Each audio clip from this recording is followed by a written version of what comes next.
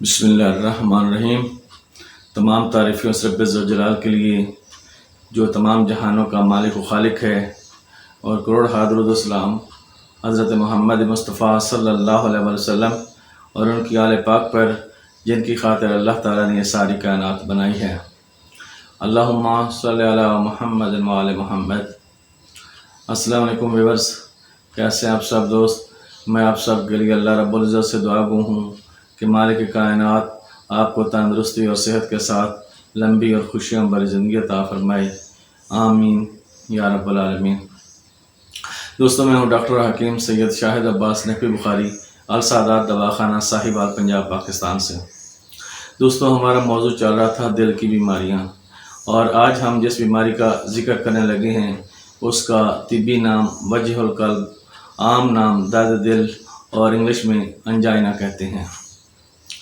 دوستو، یہ ایک ایسا مرض ہے جس میں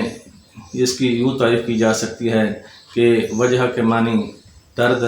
اور قلب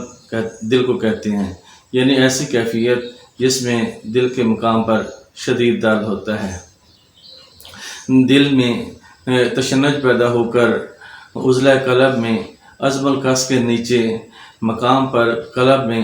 درد ہوتا ہے، اور یہ درد اتنا شدید ہوتا ہے کہ مریض برداشت نہیں کر سکتا اور مریض مارے درد کے تڑپتا ہے۔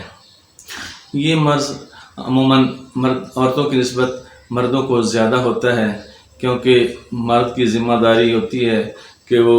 گھر والوں کو، بیوی بچوں کے اخراجات اور ان کے جوتی کپڑا اور مکان رہائش کے اخراجات، یہ سارے ان کی ذمہ داری ہوتی ہے، تو وہ اس ٹینشن کی وجہ سے بھی مرض ہوتا ہے۔ تو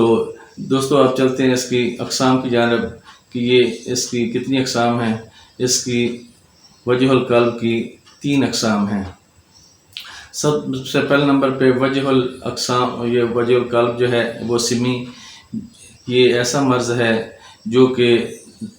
زہریلی ادویات کے کھانے کی وجہ سے ہوتا ہے۔ سمی کہتے ہیں، سم زہر کہتے ہیں، جو قاتل ہوتی ہیں، جو مار دینے والی ہوتے ہیں، ایسی دوا جس سے بندہ مر جائے، یعنی کہ ایسی دواؤں کے، زہریلی دواؤں کے استعمال کے جو اثرات ہوتے ہیں ان کی وجہ سے جو درد دل ہوتا ہے اس کو وجہ القلب سمی کہتے ہیں۔ دوسرے نمبر پہ ہے وجہ القلب کاذب، یہ کذب سے نکلا ہے۔ کذب کا مطلب ہوتا ہے جھوٹ، کاذب کا مطلب ہوتا ہے جھوٹا، یعنی کہ ایسا درد جو کہ دل کا اپنے اصلی وجہ سے نہیں ہے، کسی اور ریزن کی وجہ سے یہ درد تکلیف ہو رہی ہے، جیسے کہ قبض گیس کا ہونا، ری کا ہونا، یہ اس وجوہات جو بنا پر جو درد ہوتا ہے اس کو وجہ القلب کاذب کہتے ہیں۔ تیسرے نمبر پہ جو ہے وہ ہے وجہ القلب صادق، یعنی صادق صدق سے نکلا ہے، جس کا مطلب ہے سچا، یعنی کہ اصل، یعنی کہ ایسی مرض جو کہ اپنے دل ہی کی وجہ سے ہو، یعنی دل کی شریانوں کی تنگ ہونے کی وجہ سے جو دل میں تکلیف اور درد پیدا ہوتا ہے تو اس کو وجہ القلب صادق کہتے ہیں۔ تو دوستو، یہ تھی اس کی اقسام، اور اب چلتے ہیں اس کے اسباب کی جانب۔ یہ مرض کیوں ہوتا ہے؟ یہ مرض زیادہ تر ان لوگوں کو ہوتا ہے جو کہ تلی ہوئی چیزیں اور ناقص گھی میں بنی ہوئی چیزیں زیادہ استعمال کرتے ہیں۔ چربی کا جب گھی بناتے ہیں، اس گھی کو زیادہ استعمال کرنے کی وجہ سے جو ہماری شریانیں ہیں ان میں یہ چکنائی جم جاتی ہے، اور اس کے علاوہ جو عام لوگ دیسی گھی وغیرہ یا بالائی وغیرہ استعمال کرتے ہیں ان کو بھی یہ مرض ہو سکتا ہے۔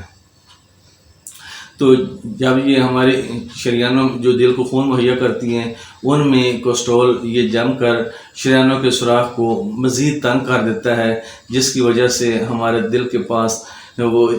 جو مناسب مقدار ہوتی ہے جو خون کو چاہیے دل کو، تو وہاں خون نہیں پہنچ سکتا، جس کی وجہ سے یہ درد کا باعث بنتا ہے۔ اس کے علاوہ اور بھی کچھ اسباب ہو سکتے ہیں، جیسا کہ کثرت شراب نوشی کی وجہ سے، کثرت اسموکنگ جو سگریٹ نوشی کرتے ہیں اس کی وجہ سے، کثرت جماع کی وجہ سے، ذیابیطس شوگر کی وجہ سے بھی ہو سکتا ہے، تو یہ اس کے عوارض ہو سکتے ہیں۔ تو دوستو، اب چلتے ہیں اس کی علامات کی جانب کہ جب یہ دورہ پڑتا ہے تو اس وقت کیا علامات ہوتی ہیں تکلیف کی۔ تو سب سے پہلے جب دورہ پڑنے لگتا ہے تو دورہ پڑنے سے پہلے مریض کے دل پر بوجھ پڑتا ہے، گرانی محسوس ہوتی ہے، قلب کے مقام پر مریض بے چین ہوتا ہے، اور مریض کو آنکھوں کے سامنے اندھیرا چھا جاتا ہے اور اس کے جو دل کی دھڑکن ہے وہ ضعف میں تبدیل ہو جاتی ہے، کم ہو جاتی ہے، نبض بھی اس کی کم ہو جاتی ہے اور مریض کو قے آتی ہے، اور اسی طرح سانس کی تنگی کی وجہ سے مریض جو ہے وہ دم کشی میں چلا جاتا ہے اور اس کا جسم جو ہے ٹھنڈا ہو جاتا ہے اور پسینہ بہت زیادہ آتا ہے، پسینہ اتنا زیادہ ہوتا ہے کہ سارا جسم اس کا پسینے میں شرابور ہوتا ہے۔ تو دوستو یہ ہیں اس کی علامات۔ تو اب تھوڑی سی احتیاطی تعبیر جو بتا دوں تاکہ سب سے پہلے جو ہے مریض کو آرام دہ بستر پر لٹائیں، مریض کو کوئی ٹینشن نہ ہونے دیں، مریض کو کوئی ایسی غم کی خبر نہ بتائیں جس سے وہ مریض کا یہ وجہ درد کا باعث بنے۔ تو مریض کو خوش رکھنے کی کوشش کریں اور ہو سکے تو اس کا جو مقام ہے جہاں وہ زیادہ ٹینشن لیتا ہے تو اس مقام کو چینج کرنے سے بھی، آؤٹنگ کروانے کی وجہ سے بھی یہ کچھ اس کو ریلیکس کیا جا سکتا ہے۔ اس کے علاوہ مریض کی ECG کروائیں اس کے تاکہ بلڈ کی جو دھڑکن ہے اس کے دل کی دھڑکن کو پتہ چلے کہ کیا پوزیشن میں چل رہی ہے، نارمل دھڑکن ہے یا کس طرح کی۔ اس کے علاوہ مریض کا دل کا الٹرا ساؤنڈ کروانا چاہیے تاکہ اس سے پتہ چلے مریض کا دل پھیل تو نہیں گیا، مریض کا دل بڑھ تو نہیں گیا، یا مریض کے دل کے اوپر کوئی غلاف چربی تو نہیں چڑھ گئی۔ یہ وجوہات بھی ہو سکتی ہیں درد کی، تو اس وجہ سے پتہ کرنا چاہیے اور مریض کو خوش رکھیں، مریض کو ٹینشن نہ ہونے دیں، مریض کا ECG کروائیں اور مریض کو بلڈ پریشر بار بار چیک کریں۔ اگر بلڈ پریشر بڑھ رہا ہے تو اس کو ڈاؤن کریں، اگر کم ہو رہا ہے تو اس کو تھوڑا سا اپ کرنے کی کوشش کریں تاکہ مریض وہ جب بلڈ ڈاؤن ہوتا ہے تو اسے بے ہوشی میں ہی وہ بعض دفعہ اس دنیا فانی سے رحلت فرما جاتا ہے۔ تو یعنی کہ بلڈ کو نارمل رکھیں، بلڈ کو کنٹرول کریں، بار بار چیک کریں تو اللہ تعالیٰ کرم کرے گا انشاءاللہ۔ تو آپ چلتے ہیں اس کے علاج کی جانب۔ دوستو اس سے پہلے کہ ہم اس کے علاج کی جانب آپ کو نسخہ بتائیں، میری آپ تمام دوستوں سے ریکویسٹ ہوگی کہ آپ میرے اس چینل آسادات دواخانہ کو سبسکرائب کر لیں، ویڈیو کو لائک اور شیئر کریں صدقہ جاریہ سمجھ کر، ثواب کی نیت سے، کیونکہ زندگی کا تو کوئی بھروسہ نہیں ہے، کسی لمحہ بھی انسان کو موت آ سکتی ہے۔ تو آپ کی یہ ایک شیئر اللہ تعالیٰ کے حضور ہمارے لیے بخشش کا ذریعہ بن جائے گی کہ اللہ ہم نے تیری رضا کی خاطر تیری مخلوق میں شیئر کی تاکہ کوئی بھی اس کو بنائے دوائی کو اور فائدہ اٹھائے، اور تیری رضا کے لیے ہم اللہ کر رہے ہیں۔ تو ہمارے گناہوں کو معاف فرما، ہمارے مغفرت فرما، الہی آمین۔ تو دوستو آپ چلتے ہیں اس کے علاج کی جانب۔ سب سے آپ سے پہلے لینا ہے اسارون اور زراوند، دار چینی، اکر کرہا، فلفل دراز، فلفل سیاہ، سنڈ اور گل گلاب، گل کیسو، گل گوزبان، تمام اجزاء